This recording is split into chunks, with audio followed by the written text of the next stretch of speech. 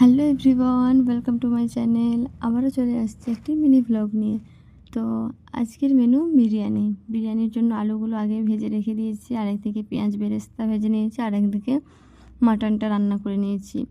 আর তারপরে একদিকে টিকিয়াগুলো ভেজে নিয়েছি। তারপরে বসেছি এখন বিরিয়ানিটা রেডি করতে। রাইসটাও আগেই করে নিয়েছিলাম, তো এখন রেডি করছি বিরিয়ানিটা। বিরিয়ানি রেডি করতে করতে চলো তোমাদের একটা কথা বলি। আমি রাজস্থানে এসেছি ফেব্রুয়ারি মাসে।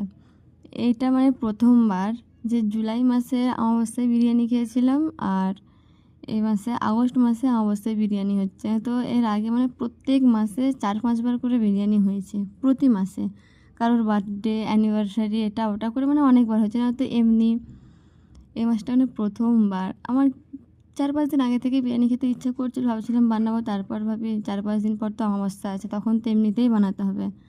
আবার এখন বানাবো তখন বানাবো, সেই তো আমাকেই বানাতে হবে, অনেক কাজের লোক না, তার জন্য ভয়েতে আর বানাইনি, মানে কাজ করার ভয় আর কি।